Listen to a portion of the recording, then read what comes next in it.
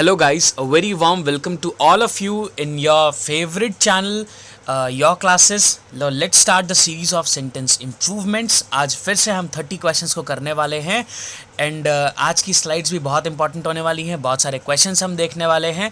सो learners live जुड़े रहिएगा और जो भी प्रॉब्लम्स होती हैं, जैसे आप मुझे कमेंट्स में करके पूछते हो, कई बार ऐसा होता है कि स्लाइड्स की वजह से या फिर मिसअंडरस्टैंडिंग की वजह से मैं कुछ चीज़ें हल्की फुल्की मिस कर जाता हूँ. सो इट इज़ बेटर कि आप मेरे से कमेंट्स में पूछ लिया करो एंड आई अश्योर कि I answer all of your comments, right. So फटाफट से स्लाइड शुरू करते हैं. देखते हैं आज की पीडीएफ जो भी हैं वो आपको टेलीग्राम चैनल पे मिल जाएंगी. योर क्लासेस के टेलीग्राम चैनल को आपको फॉलो करना है, वहाँ से सारी पीडीएफ्स को डाउनलोड कर लेना है. थोड़ी सी इन्फॉर्मेशन डिजी बुक्स के रिगार्डिंग देता हूँ आपको. कुछ लर्नर्स कल मेरे से पूछ रहे थे what is Digi Books. So let me tell you, Digi Books एक ऑनलाइन प्रैक्टिस प्लेटफॉर्म है जहाँ पे आपको अनलिमिटेड क्वेश्चंस मिलते हैं. अनलिमिटेड मीन्स इतने सारे कि आप शायद उतने प्रैक्टिस ना कर पाओ, उतने सारे आपको क्वेश्चंस मिलते हैं, वो भी बहुत अफोर्डेबल प्राइस में, और इसके साथ में उस पर 10% का डिस्काउंट भी मिल रहा है. So what you just need to do is कि आपको प्ले स्टोर में जाना है, वहाँ से डिजी बुक्स के लिए आपको योर क्लासेस का एप्लीकेशन डाउनलोड करना है, वहाँ से डिजी बुक्स आपको मिल जाएंगी. लॉगिन करते टाइम आप एग्जाम 10 कोड यूज़ करेंगे, that will give you the additional discount of 10%, right. So this was what Digi Books was. आप इसको परचेज करें और अच्छे से प्रैक्टिस में अपनी चार चांद ज़रूर लगाएं. ठीक है, चलिए नेक्स्ट देखते हैं आज के क्वेश्चंस कौन से आते हैं. Question 961, it is a normal part of growth and development for a young child to be very with strangers. अब देखो, आपने बी अवेयर सुना होगा. बी अवेयर है ना, गेट्स पे लिखा होता है बी अवेयर ऑफ डॉग्स, है ना, जनरली लिखा होता है कुत्तों से सावधान. सो बी अवेयर से ही मतलब एक दूसरा जो वर्ड होता है इसी तरह का, that is very, WARY. Very का मतलब ये होता है सावधान होना किसी से, कॉशियस होना किसी से. ठीक है, अच्छा, इसके साथ भी हम क्या लगाते हैं बेटा, ऑफ लगाते हैं. याद रखना हमेशा, बी अवेयर के साथ में या फिर वेरी के साथ में हम क्या लगाते हैं, ऑफ लगाते हैं. तो इसमें कन्फ्यूजन जैसी कोई चीज़ नहीं होनी चाहिए. What we need to use here is child to be very with strangers की जगह क्या लगाएंगे बेटा, ऑफ स्ट्रेंजर्स. ठीक है, इसका ऑप्शन नंबर फर्स्ट हो जाएगा सही आंसर. ठीक है, वेरी ऑफ स्ट्रेंजर्स. अगला देखते हैं 962, she told me she has a headache. अब देखो यहाँ पे बहुत आसान है, she told me she has a headache. अब यहाँ पे ये वाला पार्ट किस में लगा हुआ है बेटा, पास्ट में लगा हुआ है. तो जनरल सी बात है, उसने मुझे बताया होगा तो पास्ट है, तो यहाँ पे भी हमको किस चीज़ की ज़रूरत है बेटा, पास्ट की ज़रूरत है. तो हैज़ की जगह क्या लगा देंगे, हैड लगा देंगे. बहुत सिंपल क्वेश्चन है. ठीक है, चलो आगे देखते हैं. 963, finished my work I went out to play. अब देखो यहाँ पे क्या हो रहा है, ध्यान से समझना है इस चीज़ को. यहाँ पे क्या हो रहा है, एक काम कंप्लीट हुआ है, मतलब इसने होमवर्क पूरा कर लिया, उसके बाद दूसरा काम शुरू हो रहा है. ठीक है, जब एक जॉब कंप्लीट हो चुकी होती है पूरी तरह से और फिर दूसरा वाला स्टार्ट हुआ होता है, दूसरा वाला काम या फिर दूसरी वाली जॉब स्टार्ट हुई होती है, तो क्या करते हैं हम, पास्ट पार्टिसिपल को यूज़ करते हैं. ठीक है, पास्ट पार्टिसिपल को यूज़ करने के लिए क्या लगाते हैं बेटा, हैविंग प्लस V3 लगता है पास्ट पार्टिसिपल के लिए. तो कैसे लगेगा, having completed my homework I went out to play. याद रखना, जब एक चीज़ पूरी हो चुकी होगी उसके बाद दूसरी चीज़ स्टार्ट हो रही होगी तो क्या लगाते हैं बेटा, पास्ट पार्टिसिपल लगाते हैं. और पास्ट पार्टिसिपल के लिए क्या यूज़ होता है, हैविंग प्लस V3.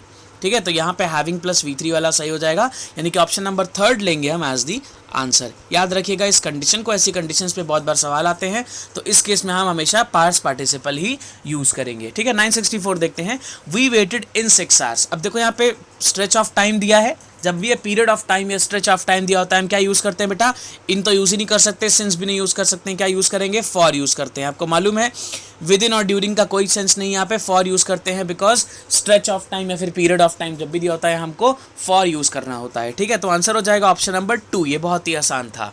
ठीक है, अगला देखिए फटाफट 965. आप मेरे को फटाफट आंसर्स करते चलिए सारे क्वेश्चंस के.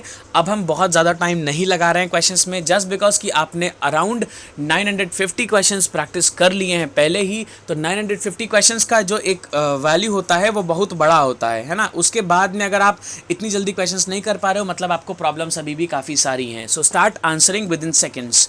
It is time they went home. देखो बहुत आसान है, हमने बात किया था इट इज़ टाइम और इट इज़ हाई टाइम जब भी होता है बेटा, इट इज़ टाइम और इट इज़ हाई टाइम जब भी होता है, इट इज़ हाई टाइम हम क्या यूज़ करते हैं, कौन सी वर्ब यूज़ होती है बेटा, मैंडेटरी रहता है, ये क्या यूज़ लेगा, अपने साथ में वर्ब की सेकंड फॉर्म यूज़ करेगा, ठीक है। तो गो वेंट गोन, गो वेंट गॉन, ये 3 वर्ब फॉर्म्स होती हैं, इसमें से सेकंड फॉर्म कौन सी हुई, वेंट हुई, और वेंट यहाँ पे लगा था, मतलब इसमें नो इम्प्रूवमेंट की ज़रूरत पड़ेगी। इसका आंसर बिल्कुल सही है, वेंट यहाँ पे सही लगा है, इसलिए नो इम्प्रूवमेंट हो जाएगा, ठीक है। अगला देखते हैं 966, बहुत आसान सवाल है, क्वेश्चन टैग का है ये, आप सब करना जानते हैं, बहुत सारे क्वेश्चन हम कर चुके हैं ऑलरेडी। देखिए यहाँ पे let's go for a walk, do we. अच्छा, पहली बात तो इस समय वॉक पे निकलना मत, ठीक है, क्योंकि कोरोना बहुत ज़्यादा फैला हुआ है, ये सिर्फ हाइपोथेटिकल सी कंडीशन है इस टाइम के लिए। Let's go for a walk, do we. अब आपको मालूम है जब भी लेट्स से स्टार्ट होता है सेंटेंस, तो इसके लिए हम क्वेश्चन टैग क्या लगाते हैं बेटा, जल्दी से बताओ। जब लेट्स से स्टार्ट होता है तो हम क्या लगाते हैं, शैल लगाते हैं, ठीक है। तो क्या हो जाएगा यहाँ पे, शैल वी। बात समझ में आया, तो यहाँ पे क्या लगाएंगे, शैल वी, ठीक है। इसका आंसर क्या होगा, ऑप्शन नंबर 2 हो जाएगा, ठीक। तो यहाँ पे अगला देखते हैं फटाफट, 967, a pair of slippers is cheap nowadays. अब क्या होगा इसमें, a pair of slippers is cheap nowadays. देखो जब भी हम सिर्फ स्लीपर्स की बात करेंगे, अगर हम सिर्फ स्लीपर्स की बात कर रहे हैं तो ये क्या दिखा रहा है, प्लूरल दिखा रहा है, ठीक है, ये प्लूरल है। लेकिन अगर अ पेयर ऑफ लग गया, इसका मतलब है एक चप्पल के जोड़े की बात हो रही है, मतलब कितना है, एक जोड़ा, ठीक है। पेयर में हमेशा एक आता है, तो क्या हो जाएगा यहाँ पे, वर्ब जो होगी वो सिंगुलर लगेगी, a pair of slippers is cheap nowadays. बात समझ में आ रही है, जब भी हम सिंगुलर बात करेंगे तो अ पेयर ऑफ स्लीपर्स होना चाहिए, यानी कि अ पेयर ऑफ स्लीपर लगाए मतलब चप्पल कैसी लेंगे, सिंगुलर। अगर सिर्फ स्लीपर लगाए तो कैसी लेंगे, प्लूरल लेंगे। तो यहाँ पे इज सही लगा है, यानी कि नो इम्प्रूवमेंट हो जाएगा इसका सही आंसर।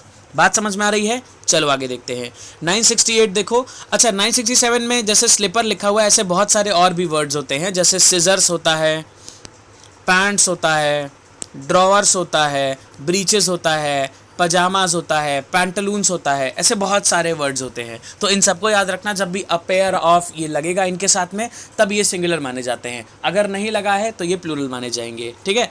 चलो देखो इसमें 968 में लिखा है lot of water has overflowed the tank. अच्छा, लॉट ऑफ वाटर का मतलब क्या है, जब भी आपको यहाँ पे कहना है कि बहुत सारा पानी गिर गया तो लॉट ऑफ वाटर कहना गलत हो जाएगा। याद रखना क्या लगा सकते हैं, अ lot of water, a lot of water या फिर लॉट्स ऑफ वाटर।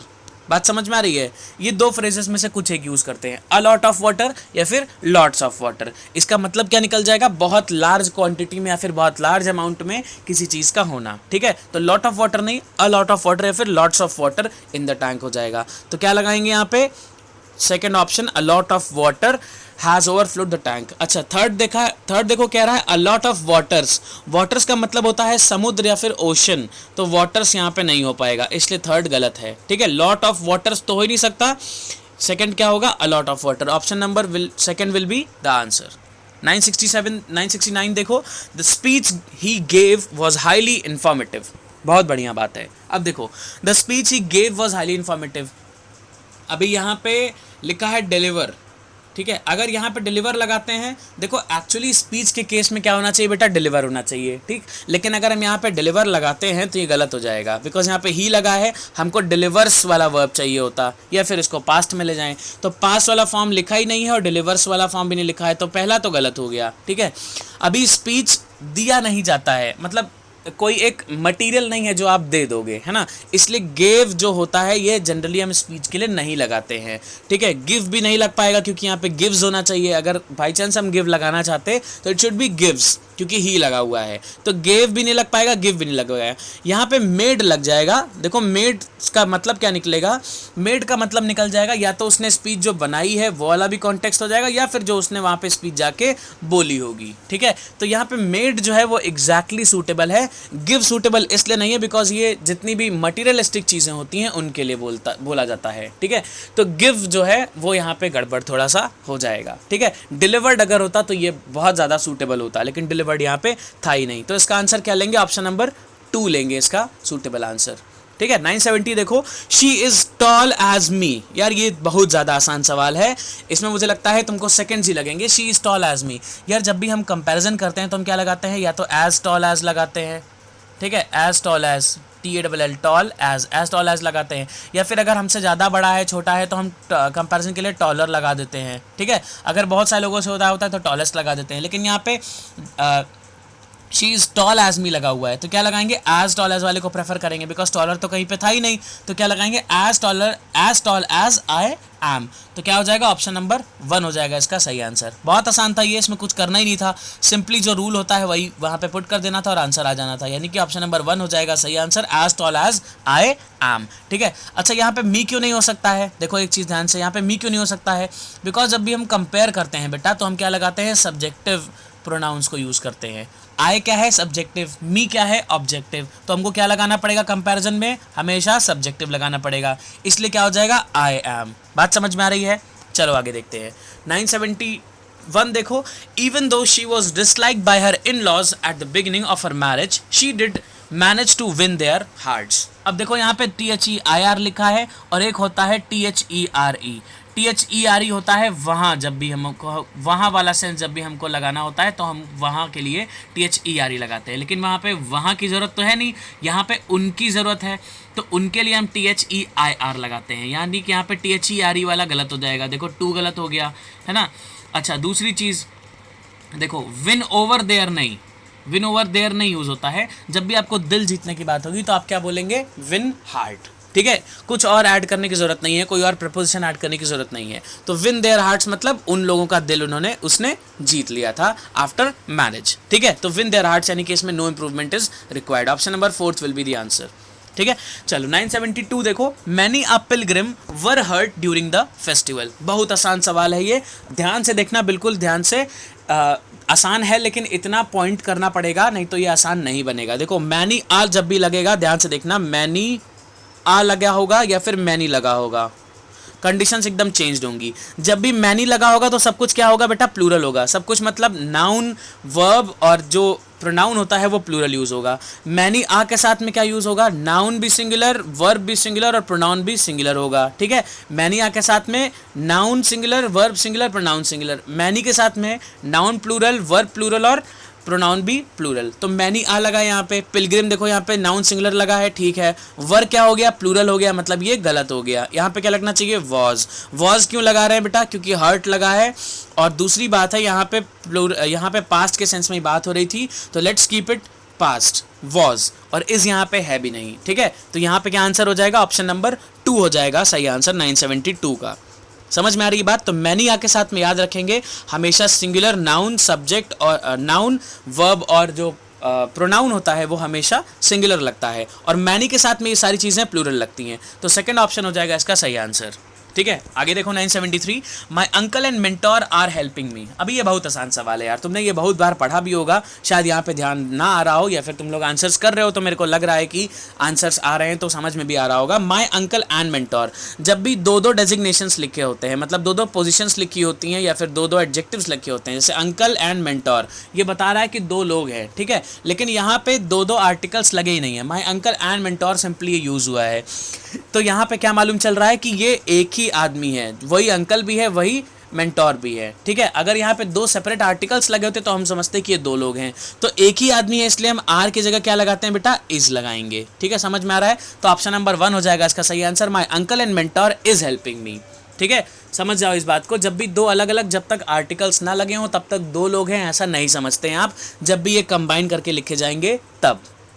क्लियर है, तो मेंटोर इज हेल्पिंग मी हो जाएगा। ठीक है, वर हेल्पिंग मी तो हो ही नहीं सकता, हैव हेल्पिंग मी भी नहीं हो सकता, बिकॉज ये दोनों प्लूरल हो गए, नो इंप्रूवमेंट की जरूरत नहीं, बिकॉज यहाँ पे आर लगा है, गलत है, तो हमें मेंटोर इज लगाना पड़ेगा। क्लियर है, 974 देखते हैं, you can't avoid notifying the building while travelling. यार देखो, नोटिफाइंग का मतलब क्या होता है, ध्यान से समझना, नोटिफाई करने का मतलब होता है किसी को इन्फॉर्म करना, है ना। नोटिफिकेशन जैसे आपके पास आता है, आपको व्हाट्सएप आया तो आपके पास नोटिफिकेशन आ जाता है, तो व्हाट्सएप क्या करता है, आपको नोटिफाई कर देता है, मतलब आपको इन्फॉर्मेशन दे देता है, आपको एक मैसेज दे देता है। ठीक है, तो आप जब जा रहे होते हो तो क्या आप लोगों को मैसेज देते हुए चलते हो, नहीं, आपके सामने जितनी भी चीज़ें आती हैं, बिल्डिंग्स आती हैं, आप उनको देखते हुए चलते हो, तो it is not notify, it is actually notice. बात समझ में आ रही है, तो यहाँ पे नोटिफाई की जगह जो सही आंसर होगा वो क्या होगा, नोटिस करने वाला। ठीक है, तो you can't avoid noticing the buildings while travelling हो जाएगा। बात समझ में आ रहा है, चलो देखते हैं। अवॉइड टू नोटिसिंग की जरूरत नहीं है यहाँ पे, टू के साथ में वर्ब की फर्स्ट फॉर्म लगती है। जनरली बहुत एक्सेप्शनल केसेस में टू के साथ में वर्ब की आईएनजी फॉर्म लगती है, लेकिन यहाँ पे जरूरत नहीं है बिकॉज कोई एक्सेप्शनल यहाँ पे केस नहीं यूज हुआ है। अवॉइड नोटिसिंग यहाँ पे आंसर सही हो जाएगा, तो option number 3 will be the correct answer. ठीक है। 975 देखो, I am taking a book with me so that I will have something to read on the train. बहुत आसान सवाल है, यहाँ पे कोई भी इसमें कंफ्यूजन की जरूरत नहीं होगी। देखो, I am taking a book with मी, यहाँ पे प्रेजेंट टेंस में बात हुई है। ठीक है। आगे वाला जो टेंस यूज होगा वो किस तरह से यूज होगा, फ्यूचर टेंस में। क्यों? क्योंकि ये कंडीशनल है, और कंडीशनल में व्हाट वी डू इज कि जब भी पहला वाला पार्ट क्या होता है, प्रेजेंट टेंस में यूज़ होता है, तो हम आगे वाले को किस में यूज़ कर देते हैं, कंडीशनल सेंटेंस में। अगर प्रेजेंट टेंस लगा होता है, कंडीशनल क्लॉज अगर प्रेजेंट में होता है, तो हम उसको आगे वाले को मेन क्लॉज को किस में कर देते हैं, फ्यूचर सिंपल में कर देते हैं। तो यहाँ पे I will have something to read लगा हुआ है, यानी कि ये सही है। इसमें हमको वुड या फिर हैव ऐसा कुछ भी लगाने की ज़रूरत नहीं है। ठीक है। I will be something to read ये गलत हो गया, क्योंकि तुम कोई चीज़ नहीं होगे, तुम्हारे पास कोई चीज़ होगी। I will be something to read गलत हो गया। आई विल हैव समथिंग नहीं, टू रीड ये बताना पड़ेगा कि क्या चीज़ है तुम्हारे पास और तुम क्या करोगे उसका। जैसे बुक है यहाँ पे, तो आप उसको पढ़ोगे, ये बताना ज़रूरी है। आई हैव रेड नहीं, ये गलत हो जाएगा। ठीक है, इसका कोई सेंस नहीं है यहाँ पे। I will have something to read is absolutely fine. यहाँ पे फ्यूचर सिंपल टेंस यूज़ हो गया है, तो यहाँ पे इसमें हो जाएगा ऑप्शन नंबर 4, यानी कि नो इंप्रूवमेंट इज रिक्वायर्ड। ठीक है। देखो 976, 20 kilometres are a good distance. अब यह बहुत आसान सवाल है। ये ऐसे 20 किलोमीटर्स वाला ये बहुत बार यूज़ हुआ है, बहुत बार आया है क्वेश्चन, और इसमें से ही हमेशा कंफ्यूज हो जाते हैं लर्नर्स, लेकिन कंफ्यूज होने की ज़रूरत नहीं है। यहाँ पे एक पर्टिकुलर डिस्टेंस की बात हो रही है। एक पर्टिकुलर चीज़ के लिए हम हमेशा सिंगुलर वर्ब लगाते हैं। यहाँ पे आर लगा हुआ है, यहाँ पे क्या लगा देंगे बेटा, इज़ लगा देंगे। बहुत आसान सवाल है। इसमें हम वॉज नहीं लगाएंगे, क्योंकि यहाँ पे आर के टर्म्स में बात हुई है, और कुछ भी ऐसा पास्ट इंडिकेटिंग यहाँ पे नहीं लगा है। तो अगर यहाँ पे वॉज होता भी तो भी हम इसको प्रेफर ना करते। इसका आंसर हो गया ऑप्शन नंबर 3। ठीक है। नेक्स्ट देखो 977, Rosa's hatred to work under the landlord resulted in animosity. ठीक है, बढ़िया बात है। यहाँ पे हेट्रेड लगा हुआ है और ऑप्शंस दिए हैं disgust, distaste, resentment and annoyance. Annoyance हो गया चिढ़न, ठीक है। डिसगस्ट हो गया, जो चीज़ एकदम पसंद ना हो डिसगस्टिंग हो जाती है। डिसटेस्ट क्या हो जाता है, without any flavour, without any taste, मतलब टेस्टलेस, यानी कि जिसमें आपको कोई भी मज़ा ना आ रहा हो। रिसेंटमेंट क्या हो जाता है, देखो ध्यान से, रिसेंटमेंट और हेट्रेड में यहाँ पे बात हो जाएगी। यहाँ पे जब जॉब की बात हो रही है, आप प्रेशर में बात कर रहे हो, तो आप डेफिनेटली किसी चीज़ को ना पसंद करने लगोगे। अच्छा, हेट्रेड का मतलब होता है कोई बहुत नेगेटिव सी, किसी चीज़ के बारे में बहुत नेगेटिव सी फीलिंग होना कि मुझे ये चीज़ बिल्कुल पसंद ही नहीं है, इसको हेट्रेड बोलते हैं। ठीक है। अभी रिसेंटमेंट क्या होता है, देखो काफ़ी क्लोज ऑप्शन है ये। रिसेंटमेंट का मतलब होता है गुस्से की फीलिंग, या फिर बहुत ना खुश होना किस चीज़ से, आपको जो लगे कि ये बहुत बेकार चीज़ है, ये अच्छा नहीं हो रहा है, उस चीज़ के रिस्पेक्ट में बहुत ज़्यादा गुस्से वाली या फिर बहुत ज़्यादा डिसलाइक वाली फीलिंग आपके अंदर होना। जैसे इस टाइम कोरोना फैल गया है और आपको बिल्कुल नहीं पसंद है, तो कोरोना वाले जो कंट्रीज़ हैं, जहाँ से ये निकला है, चाइना, उसके लिए वी ऑल हैव रिसेंटमेंट्स। ठीक है। लेकिन हम अभी फ़िलहाल कुछ कर नहीं सकते हैं, but then too we have a feeling of resentment. तो ऐसी कोई चीज़ जो आपको लगता है कि बहुत अनफेयर हुई है, बहुत गलत है, उसके लिए हेट्रेड फीलिंग या फिर गुस्से की भावना रखना, ये क्या होता है, रिसेंटमेंट होता है। तो यहाँ पे हेट्रेड नहीं होगा, यहाँ पे क्या सही होगा, रिसेंटमेंट सही होगा। आप प्रेशर में, आप लैंडलॉर्ड के अंदर काम कर रहे हो, ठीक है, अभी क्या हो गया, लैंडलॉर्ड के अंदर काम कर रहा है, आपको लग रहा है कि ये चीज़ अनफेयर है, ठीक, तो जो भी अनफेयर है, एनिमोसिटी का एक फीलिंग आ गया है, तो यहाँ पे जितनी भी चीज़ें हो रही हैं वो आपको पसंद नहीं है, आप उसके खिलाफ काम कर रहे हो, अनफेयर भी चीज़ें हैं, तो इसके लिए हमने रिसेंटमेंट को प्रेफर किया है अपार्ट फ्रॉम हेट्रेड। ठीक है। चलो, डिसलाइक किसी चीज़ को नहीं करने लगे हो आप, यहाँ पे कोई चीज़ की बात नहीं हो रही, यहाँ पे कंडीशनल बात हो रही है एक चीज़ की जो आप फेस कर रहे हो, इसलिए यहाँ पे रिसेंटमेंट फिट हो जाएगा। ठीक है। 978 देखो, the celebration was abundant due to heavy rains. अभी अबंडेंट का मतलब होता है किसी जगह को छोड़ देना, ठीक है, लेकिन सेलिब्रेशन कोई जगह थोड़ी छोड़ सकती है, तो अबंडेंट यहाँ पे सूटेबल नहीं है। ऑप्शन 1 देखो, एडजर्न। एडजर्न होती है बेटा कोर्ट, याद रखना हमेशा, कोर्ट्स एडजर्न होती हैं, केसेस एडजर्न होते हैं, सेलिब्रेशन एडजर्न नहीं होता है। पोस्टपोन का मतलब क्या होता है, आगे शिफ्ट हो जाना, है ना, यानी कि पुट ऑफ जिसको बोलते हैं हम। ठीक है। इन ऑपरेटिव का मतलब क्या होता है, जो ऑपरेट ना हो रही हो, जो कार्यरत ना हो कोई चीज़। तो यहाँ पे क्या हो जाएगा, शिफ्ट करने की बात हो रही है, हैवी रेन की वजह से पार्टी शिफ्ट हो गई थी, तो simply what the word will be used, postponed. Option number 2 will be the correct answer. Clear. चलो नेक्स्ट देखो 979, it's a myth that drinking within limits helps to improve the health. अब देखो help के साथ में क्या लगेगा बेटा, बेयर इन्फिनेटिव लगेगा। हेल्प्स टू इम्प्रूव की जगह क्या लग जाएगा, हेल्प्स इम्प्रूव द हेल्थ। ठीक है, अभी क्या लगाएंगे, helps improve the health, helps improve the health लग जाएगा। ठीक, अब यहाँ पे it's a myth that drinking within limits, अभी यहाँ पे एक चीज़ की बात हो रही है, ड्रिंकिंग विद इन लिमिट्स की। ठीक है, तो यहाँ पे हम क्या लगाएंगे, हेल्प्स और इम्प्रूव हो जाएगा। ठीक है, हेल्प्स इम्प्रूविंग नहीं, हेल्प इम्प्रूव्स भी नहीं, हेल्प्स लगाएंगे बिकॉज यहाँ पे हमको सिंगुलर वर्ब की ज़रूरत है सबसे पहले, तो हेल्प्स लगाएंगे, ये सही है, और इम्प्रूव लगाएंगे साथ में, तो ऑप्शन नंबर 4 लेंगे सही आंसर। क्लियर है। चलो 980 देखो, her new shoes ensure her that she does not fall while running. अब देखो her new shoes ensure her that, her की ज़रूरत यहाँ पे नहीं है बेटा, बार बार हर यूज़ करेंगे तो ये सुपरफ्लस हो जाएगा, गड़बड़ हो जाएगा। Her new shoes ensure that she does not fall while running. जो नए शूज़ हैं वो ध्यान रखते हैं कि वो गिरे ना जब भी वो दौड़ रही हो, मे बी वो बहुत ज़्यादा बैलेंस करके बनाए गए हों। ठीक है, चलो तो इसका आंसर क्या हो जाएगा, इंश्योर दैट, क्योंकि यहाँ पे सिर्फ हर ही गलत था, तो इंश्योर दैट वाला ऑप्शन सही हो जाएगा। Option number 3 will be the correct answer. Next देखो 981, as much as I tried to reduce my weight, I ended up nowhere. Definitely if you're getting no results after trying so hard, so definitely the only phrase that you can say is I ended up nowhere. That means you got no positive results in whatever you were attempting to.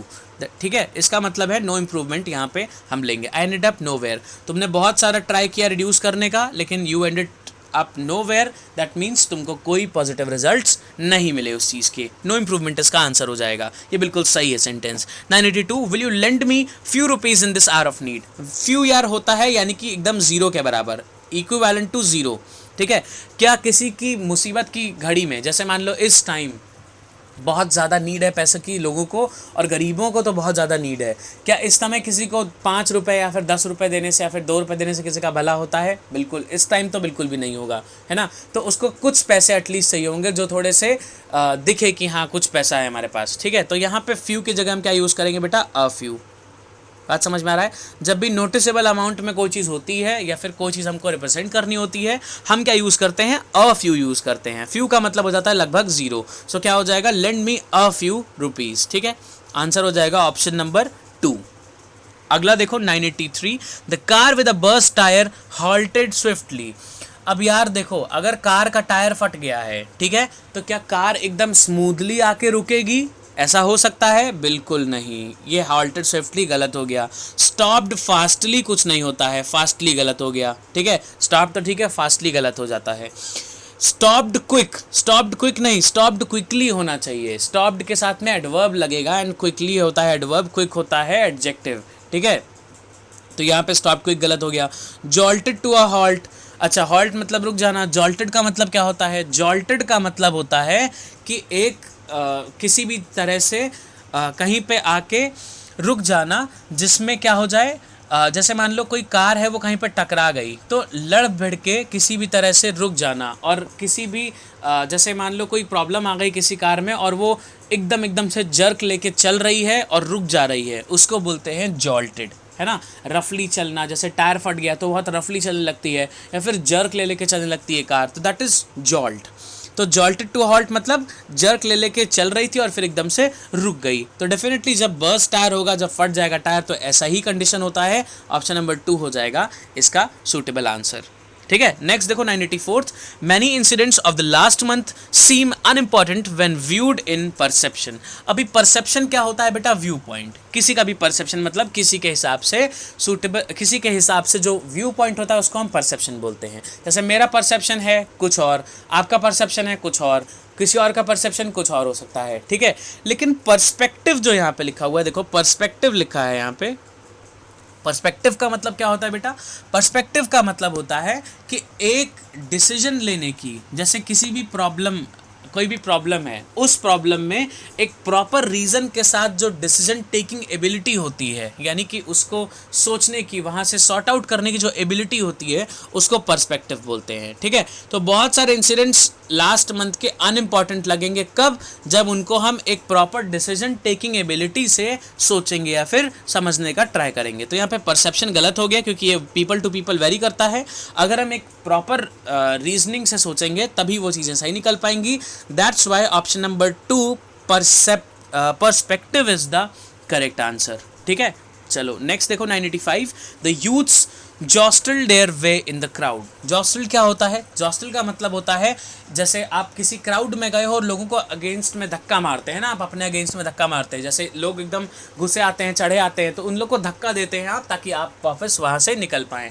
इसका बहुत अच्छा experience आप लोग महोत्सव में ले सकते हैं या फिर मेले में ले सकते हैं, है ना। एकदम भीड़ भाड़ वाला जगह होती है और लोग बहुत धक्का मार रहे होते हैं। अगर मैनेज करना पॉसिबल नहीं होता है तो जस्ट पुश अ बिट कि आप प्रॉपरली वहाँ पे खड़े हो पाओ या फिर आप आगे निकल पाओ। ठीक है, तो दैट इज़ जॉस्टल्ड, इसको जॉस्टल बोलते हैं। ठीक है, तो यहाँ पे जॉस्टल के साथ में क्या लगता है बेटा? जॉस्टल के साथ में हमेशा इन लगता है, jostle their way in the crowd. ठीक है, अब ऑब्वियसली क्राउड में ही वो धक्का मुक्की होने का संभावना रहती है। अब एकदम खाली रहोगे तो आप थोड़ी धक्का दोगे किसी को, अगर उस टाइम धक्का दिया तो पीट दिए जाओगे, क्योंकि लोग होंगे ही नहीं, तो तुमको देख लेंगे ना कि तुमने ही धक्का दिया है। और क्राउड में तो किसी को भी धक्का दे के चले जाओ आगे, है ना, तो ऐसा बहुत होता है। So that is no improvement is required here. यहाँ पे इन द क्राउड एकदम सही है, no need to improve it. 986 देखो, what is wrong with the argument is that even if the two premises are true, then the conclusion isn't necessarily true. अब देखो यहाँ पे बहुत आसान है ये। What is wrong with the argument is that even if the two premises are true. अब यहाँ पे अगर दो premises true दी हुई हैं, देखो यहाँ पे जो कंडीशनल वाला सेंटेंस है, इसमें क्या हो रहा है? जो कंडीशनल क्लॉज है, if the two premises are true लिया है यहाँ पे। ठीक है, ये किस में है बेटा? प्रेजेंट टेंस में है। तो क्या होता है, जो मेन क्लॉज होगा उसको किस में रखते हैं? फ्यूचर सिंपल में रखते हैं। तो यहाँ पे लिखा है then the conclusion isn't necessarily true. अब यहाँ पे इज नॉट नेसेसरीली ट्रू क्या हो गया? ये भी प्रेजेंट में हो गया, तो इसको क्या करेंगे? सिंपल फ्यूचर में करेंगे। तो क्या हो जाएगा आंसर? Will be true. बहुत आसान है ये, ऑप्शन नंबर 3 हो जाएगा। हम कई बार बात कर चुके हैं कि जब ये प्रेजेंट में होता है तो आगे वाला सिंपल फ्यूचर में होता है। ठीक है, अगर ये पास्ट में होता तो यहाँ पे हमने क्या यूज़ कर दिया होता बेटा? वुड यूज़ कर दिया होता। ठीक है, वुड क्या होता है? विल का पास्ट वर्जन होता है। समझ में आ गया?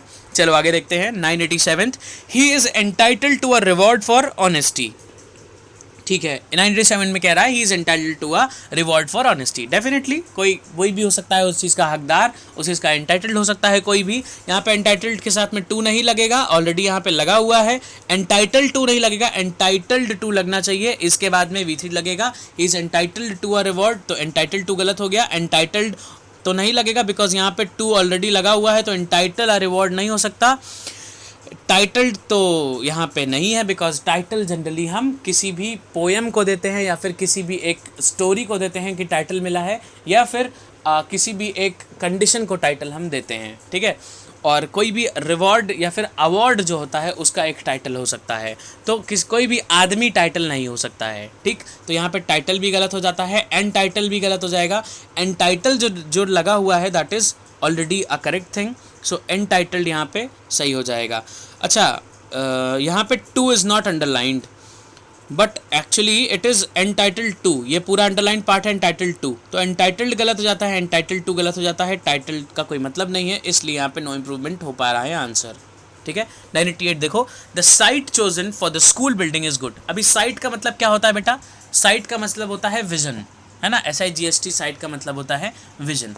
लेकिन यहाँ पे स्कूल बिल्डिंग की बात हो रही है, तो स्कूल बिल्डिंग या फिर कोई भी बिल्डिंग की जब बात होती है, बिल्डिंग मटेरियल्स या फिर ऐसी कोई भी चीज़ जहाँ पे बिल्डिंग्स या टाउन्स वगैरह होते हैं, उसको हम क्या बोलते हैं बेटा? साइट बोलते हैं, SITE।